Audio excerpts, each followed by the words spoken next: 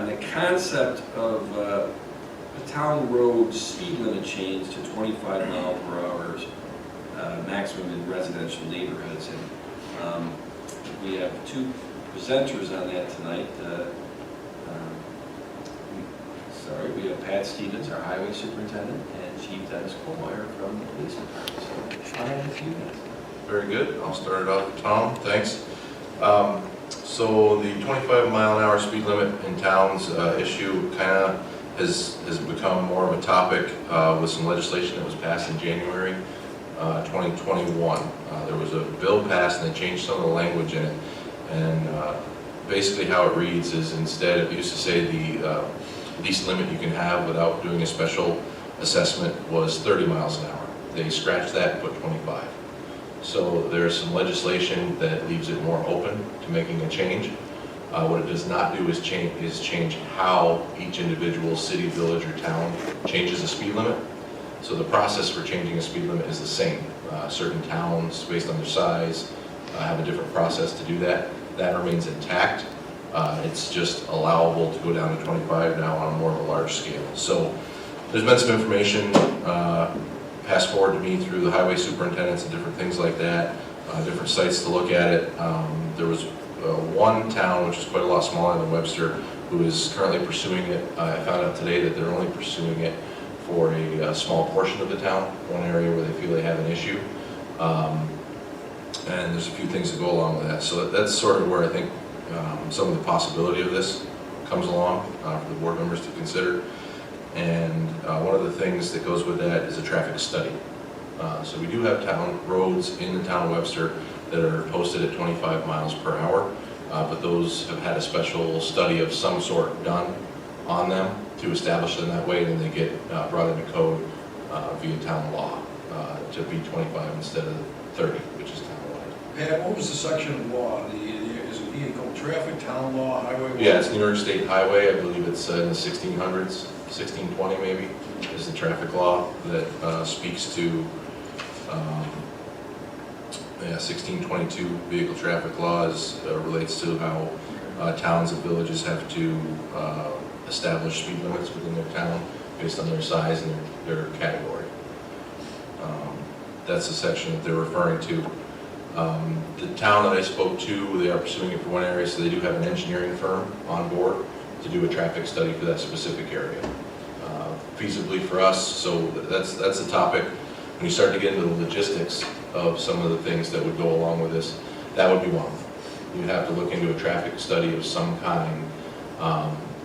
Because nobody has done it yet, I don't know if it's each individual street, which we have a lot of, over 120 miles of, in various different streets. I don't know if it's on a granular basis, or if you can do more of a widespread analysis to determine if you can, wholesale go down to 25. But there is some level of engineering that would have to be brought on. Beyond that, for me, as the entity that maintains the signs in town, that would be a significant thing to consider. So every speed limit sign that currently says 30 that's on a town road, not county and state, but on a town road, would have to be switched if we did go through the process that's already established to change the speed limit. I don't have an exact count on those, but again, there's probably a significant number. So that would be time and material for what could be hundreds of signs throughout the town. Would have a significant cost. We haven't got to the point of quantifying any of that because we're still just discussing it, and obviously the board is considering it. But those would be the two biggest impacts to us, is you have an entire sign set that would have to be changed out, which obviously isn't carried in any budgetary lines currently for this year, and that type of thing. So there'd be a significant undertaking there. Other impacts about town or fall into the chief's area, so I'll invite him for his thoughts. Thanks. And generally speaking, I guess I want to preface everything with the goal of any enforcement strategy is voluntary compliance. That's what we're trying to achieve. It's impossible to enforce and cite people into compliance. We can't be everywhere all the time, and like Pat said, the amount of town roads we have in in the jurisdiction. It's difficult to be where everybody sees an issue or a concern. That being said, it doesn't really change our enforcement strategy. It doesn't really matter what the speed limit is, as to how we address what the problem is. We typically receive traffic complaints on a regular basis. Again, resource allocation is a primary concern for a town police department, making sure we have our resources in the best place possible. So one of the first things we do when we get the complaint is try to establish contact with the person to get specific information. If it's more of a general complaint, we have a speed study that we can do. It's not the same level Pat was talking about from a certified traffic engineering study, but allows us to get more granular detail as far as the type of volume we have of traffic and then the type of speed we have on that traffic. So it allows us to create a more targeted enforcement plan to try to address it. Then once that happens, we'll try to follow up with the complaint to make sure that we're seeing reduction or impact with the resources. But generally speaking, reducing the speed limit to 25 from 30 isn't going to affect the enforcement side of it. Aside from enforcement, one of the things we try to do is improve education. So the benefit of reducing the speed limit is the people that do pay attention and willfully comply will generally reduce their speed to comply with the lower limit. There are certain locations in town where we've used enhanced speed signs that will gather the speed of the vehicle and flash it to educate the person. And that's shown to have some impact in bringing the unaware people into aware and have them voluntarily comply. It's never going to address the people that are willfully disregarding the speed limit. So I guess I just want to put that out there from an enforcement perspective. Thanks, Chief. I think you guys, that's the gist of this. But I should have prefaced this, we had a lot of things going on here leading up to starting this. You know, we've been doing these presentations the last year or so with some PowerPoints and whatever. I'm sure Karen is very happy that we don't have a PowerPoint tonight based on the technical difficulties. But it's funny, when we sat down in the last couple of weeks to put a PowerPoint together on this, we almost didn't really know where to start because it's such a technical thing. So we thought it was just better to have Pat and Chief kind of just give that narrative that they did very succinctly. To learn from them, and then just kind of have the board members, Charlie, any questions you had, or thoughts, comments on this? I'd have to look at the law, obviously, and then I can advise you. Yeah. Did Pittsburgh just do this? If they did, they did reach out to any other towns. I hadn't seen anything on anybody actually doing it and completing it, so I'm not aware of any activity there. I thought I had seen something that their board had passed a resolution to this effect. They may not have enacted it yet. Maybe they're still going through that, but I thought that they were looking at this. And there's been a lot, you did provide a lot of information in advance of this with some other emails, and I appreciate that. What I found interesting is that we already do have, and my goodness, we all get these calls about people who are complaining about speeding, and I saw it on social media again today. The whole thing where people are always speeding on my street, and then was the whole issue of enforcement, of course. What's, you know, what good is it if you don't enforce it? That sort of discussion. And what I found interesting in what you had said earlier was that there are many streets already in town, especially in some of the residential areas and the tract-type developments, that are already posted at 25. Supervisor, you had said that there's some inconsistency even in your own neighborhood. The nice thing about even having this conceptually as a discussion, I've learned some things in the last couple of weeks from Pat's research, and I wondered because I think, Bill, are you the longest tenured board member? Yes. Do you recall like a resolution that this particular street is now being switched from 30 to 25? We have previously done that on numerous streets since I've been on the town board. We have a public hearing on it. residents could come in and speak, Yeah. and that's how it went through. Yeah, and then, Each individual street. it's funny because just as recently as yesterday, that's where Pat, I don't want to tell your thunder, is that we're in the infancy stage of researching, well, how does that happen? Like, is there a certain process within the law of how does the street get together and 51% of them say, well, we don't know, because the last one that happened was a long time ago. So we haven't gone and researched the minutes. Well, it happened in my neighborhood, my street. It happened in one of the streets in my And neighborhood. that's exactly what happened. There was a bunch of people showed up and asked them to be lowered to 25. Yeah, from what I've seen from that point, there has to be some kind of study done. I don't know if that was done internally with town staff, if we reach out to consultants, or what was done ahead of time.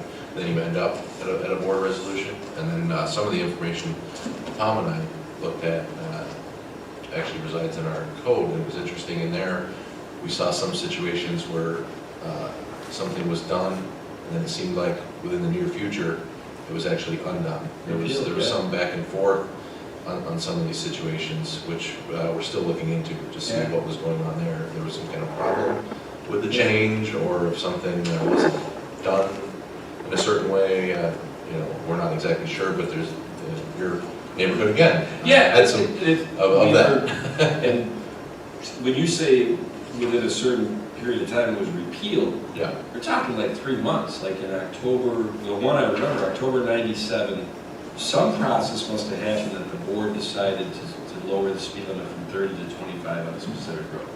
3 months later, it was repealed and returned back to 30. We're still, well, how did that happen? What happened to get to the change to 25 and 3 months later? We can look at the minutes. We're gonna, and Yeah, that's, okay. and that's why I said, we couldn't get a PowerPoint because all of a sudden as we started doing the research, it's a very tangled web.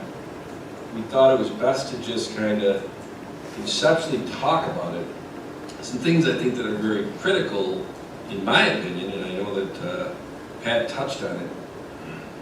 And Chief, we get complaints, everybody's getting complaints about speed, okay? This concept of lowering the speed limit, these are more neighborhood roads. These are our town roads. The main arteries, for the most part, the Holt roads, the Clems, the hard roads, those are county and state roads. So that's a totally different, if people are thinking, oh, you're going to lower the speed limit to 25 miles per hour on Holt, no. No, it's really, for the most part, in neighborhoods off of those arteries that we're talking about. And Chief, I don't want to put you on the spot. I know a lot of times speed changes in enforcement and data studies, you look at accident patterns. I'm going to guess that you don't have neighborhood roads that have a big accident pattern. No, we don't. No, I kind of guessed that. I know in town, like Empire, because whatever, but, so that's going to work against the concept of lowering the speed limit. And to your point, I really think, even if we do lower from 30 to 25, that's not a magic pill where all of a sudden the world is better for everybody involved. There's an reaction to that where I don't want the citizens to have an unrealistic expectation that we're going to have, well, should we go and get, there's 120 miles of road, as you just said. How many police cars would you have to have positioned to cover all 120 miles of those roads so that when somebody does go 37 or 42 and a 25, you can ticket them? Yeah, it's unrealistic, it's not gonna happen. From a global perspective, obviously pedestrian safety is a huge issue. But generally speaking, speed is a perception based on the individual's observations, and they're not always accurate. So the concept of neighborhood safety and reducing the speed obviously has merit to it, but it's not always a speed limit issue. Sometimes it's a distracted driver issue, sometimes it's traffic management with stop signs and yield signs and things like that as well. But from a global perspective, speed isn't always the issue, even though there's a lot of complaints about the perception of vehicles traveling. I would also say that I think, while we do get complaints about people in the neighborhoods, I know that the chief, you and the whole force have been really very responsive to the public and reaching out to them and trying to see what kind of solution can be had, and at least gathering the information. But at least what I saw when I was out walking last fall, when I was campaigning again, is that the most egregious speeding is really on those main roads. And we wouldn't be able to change the speed limit on those. I think those are probably a little easier to enforce than the cul-de-sacs and all of the other residential areas. But you get out on Holt Road or County Line, and Phillips even, and people flying down there at 55 miles an hour. And I think that's one of our biggest concerns. Yeah, and again, from a general point of view, most of the time the officers are doing speed enforcement, traffic enforcement generally, while they're responding to other things. Obviously, if they're going to an in-progress thing, they're not going to stop and enforce speed, but if they're going to a report or something like that, and they make an observation that they're going to take enforcement action on, that obviously is more likely to happen on a main road because that's how we're going from call to call. Resource allocation is a big concern for us, especially right now with a high volume of larcenies, property crimes, things like that are taking our attention. That's an all-day everything right now for us. I don't want to, because I know that there's been a lot of changes in New York State since 2020 with bail reform is kind of the big one that everybody throws around. Bail reform didn't really affect traffic speeding enforcement. Well, if you're trying to get away from a crime scene, I guess. Well, yeah, that's a good point, Patty. I guess what I'm trying to say is with the chief's got his staff and cars and whatever. We haven't gone, and the action of bail reform has, as you described, Chief, it's a bit of a catch and release. Larcenies happen. You catch them, you can't put them in jail, bail, blah, blah, blah. I don't want to get myself in trouble here. They get back out, they go and do it again. Your police force is dealing with that exponentially more so than they were in 19. Same force, same size, same cars. To think that we are going to be able to, in that set of facts, be able to, go after speeders in this nice, docile neighborhood that has cul-de-sac, it's not realistic. Yeah, it's not a, whatever, so. Anyway, Jenny, do you have any thoughts on this, or? Well, I guess that, safety is the most important thing, in all minds. And whatever's the concept that we could come up with and try to help our community, I'm for it. And that's really, because, Pat, I think we're going to look at some other things, kind of look at, and we probably will come back to the board in a couple months with an update on this, maybe with a nice PowerPoint that's a little prettier. But like I said, we just wanted to kind of introduce the concept, and also in this conversation make sure that we set the record straight that it's not going to be, use, to me, the most egregious example. The northern end of 250, as you head toward Lake Road, turns into a 50 mile per hour.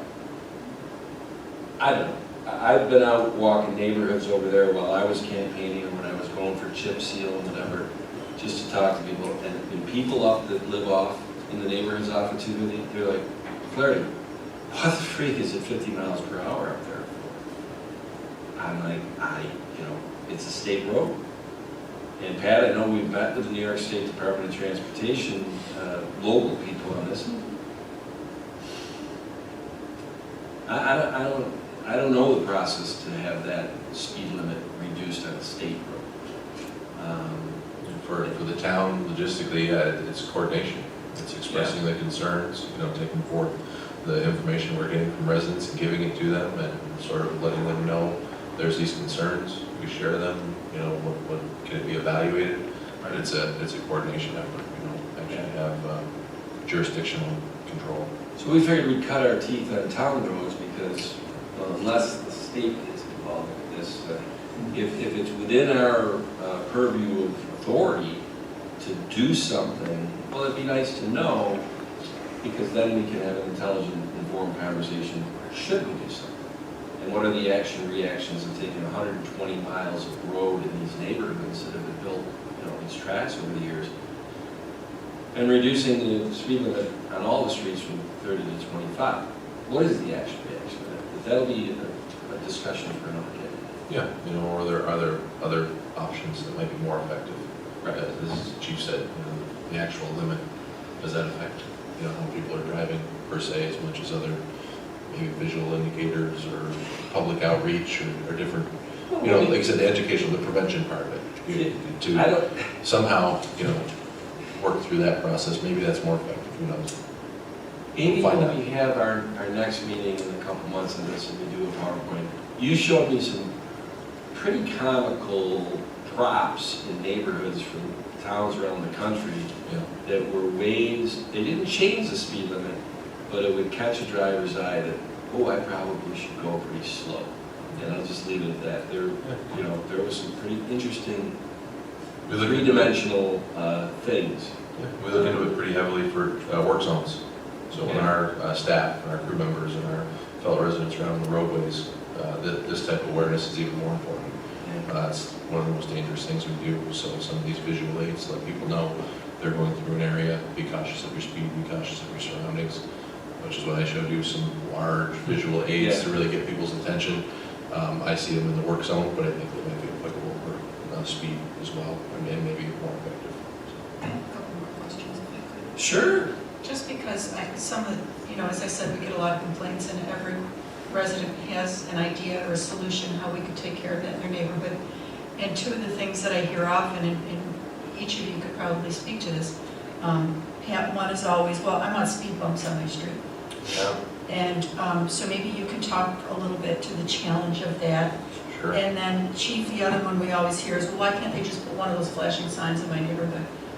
Maybe you could talk to both the cost of that and the effectiveness once the sign is gone. Right. So speed bumps, the two major challenges for speed bumps is that, number one, we live in New York. In New York, we get a fair amount of snow. I know this year doesn't track with that. It's been a little bit of a different year, but when you start to add items like that within the roadway, there's an added maintenance cost. There's a slowed level of service. So every time somebody has to slow and maneuver around something like that, that's less time we're going down the road, not to mention damage, different things of that nature. Then the second part of a speed hump is actual physical damage to people's vehicles. Not being aware that they're there. When you add something physical that wasn't there before, you're going to affect traffic patterns in a physical way, which means essentially property damage to people's vehicles. So those are the two real things with implementing speed bumps in our communities. Those are the two major impacts that really don't make it particularly feasible.